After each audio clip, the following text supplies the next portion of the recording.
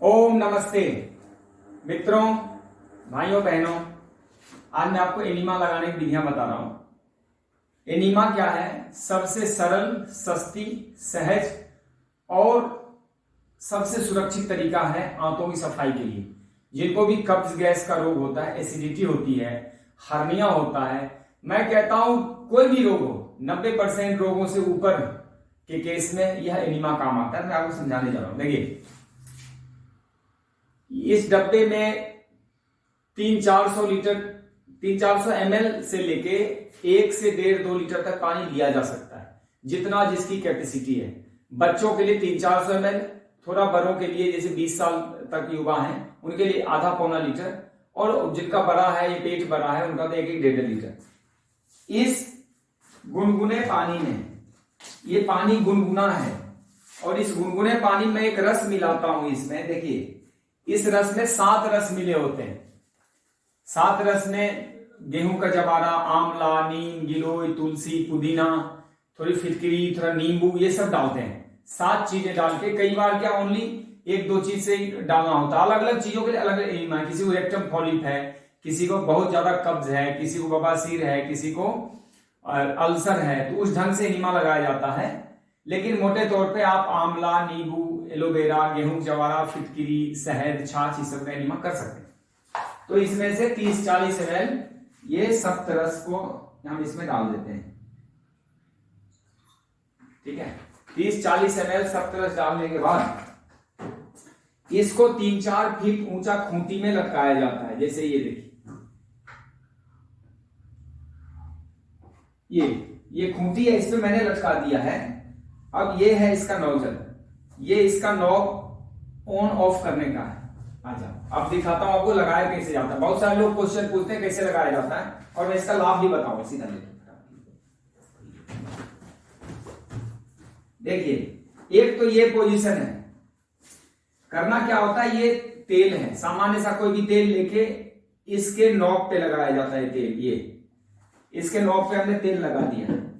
ये जो कैथेटर है, इसके नॉब पे हमने अच्छे से तेल लगा दिया, और 5-10 बूंद तेल गुदा पे, एनस पे भी डाला जाता है। 5-10 बूंद ऐसे तेल टपका दें।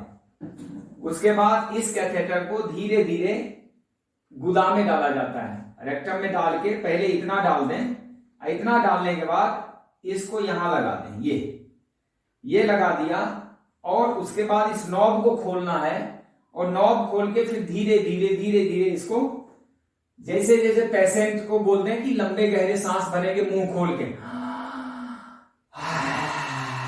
पूरा भरेंगे, पूरा खाली भी करेंगे ताकि पेट बार बार सिकुड़े और फूले।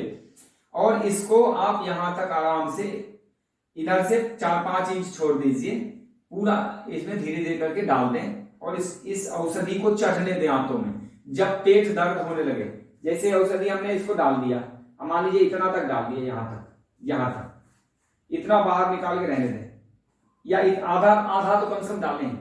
और जब पेट दर्द होने लगे तो पहले इस नॉब को बंद करना है, नॉब बंद करना है, और इसको खींच के इस कैथेटर को गंदे में अपना डाल देना, खत्म। उसके बाद पेशेंट को उठाना है और अपना 10-15 मिनट पेट पे हाथ फेरना है, थोड़ा वॉकिंग करना है, सीधा लेके साइकिल करना है, फिर आप मल त्याग कर लेटिन जा सकते हैं। अब दूसरा एक पोजिशन और बताता हूं, सीधा लेट जाओ,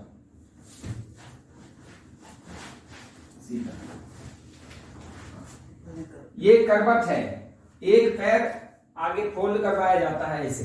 ये जो बुजुर्ग रोगी हैं उनको एक पैर फोल्ड करके तरीका हो, यहां भी तेल लगाना है, थोड़ा गुदा पे भी तेल लगाना है, और आराम से मुंह से बोले पेशेंट को सांस भरे लंबे गहरे, और इसको डालते डालते पूरा यहां तक डालें, और फिर जल चढ़ने, जब पेट में दर्द होने लगता है तो बंद करना है। एक और पोजीशन है, सीधा ले जाओ,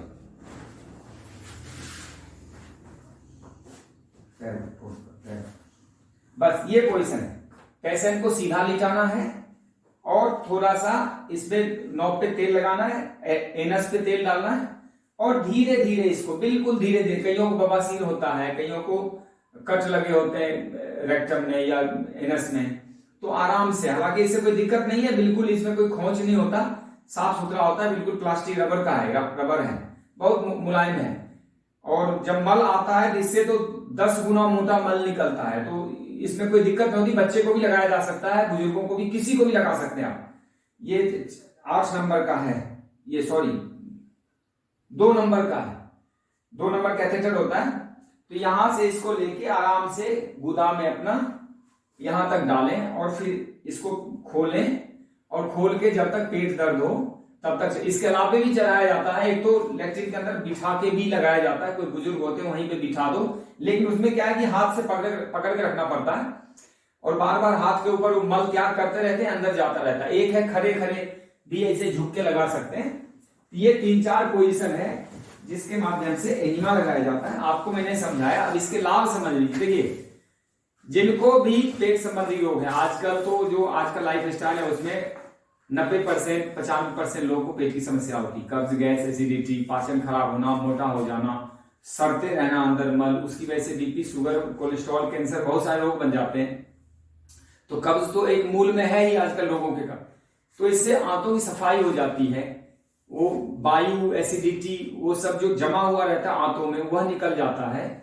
और इसमें कोई साइड इफेक्ट नहीं। आप 1 महीना, 2 महीने, 3 महीने लगातार लगाए जा सकते हो, कोई आदत भी नहीं पड़ती। जब एक बार मल आना शुरू हो जाता है नेचुरली, तो फिर आदत की कोई बात ही नहीं। जब जो चीज नेचुरल प्रोसेस में शुरू हो गया तो इसकी जरूरत नहीं पड़ती। लेकिन कई भ्रम होता है लंबे समय तक नहीं, लंबे समय तक लेने से इसका कोई साइड इफेक्ट भी नहीं है, क्योंकि ये कोमलता से, नेचुरल औषधियों से आंतों की सफाई करता है। इसमें कोई केमिकल नहीं है।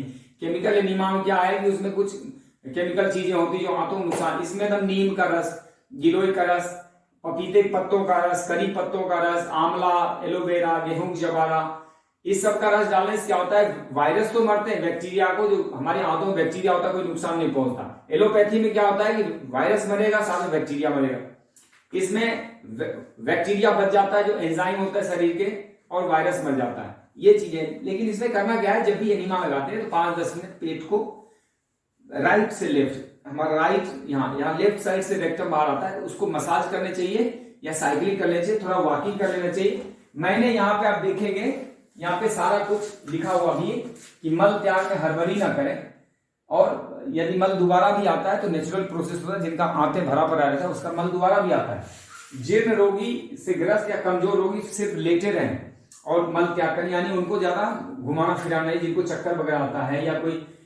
इसी तरह हमने लिखा है कि यह औषधिया घोल सफाई करने का सबसे नेचुरल, सस्ता, सहज तरीका है, और इससे कोई आंतों की दीवार में चिपके मल आसानी से निकल जाते, कोई नुकसान भी नहीं होता, कोई आदत नहीं पड़ती, कोई दुष्प्रभाव नहीं होता, और कोई इसका ज्यादा लंबा चौड़ा खर्च नहीं है। तेल घोल डालते ही जब दर्द हो जाए पेट में तो बंद कर देना चाहिए। 5, 10, 15 मिनट तक जो मैंने अभी आपको बताई है, यह एनीमा लगाने की बहुत ही साधारण विधि है। ये घर पे भी कर सकते हैं, नेचुरोपैथी सेंटर में हम करवाते ही हैं। जिनको ज्यादा समस्या रहती है, बुजुर्ग हैं, घर को नहीं ला सकते, तो घर पे लगाएं। यद्यपि हर रोग का समाधान नहीं है इसमें, लेकिन पेट संबंधी कई रोगों का समाधान हो जाता है।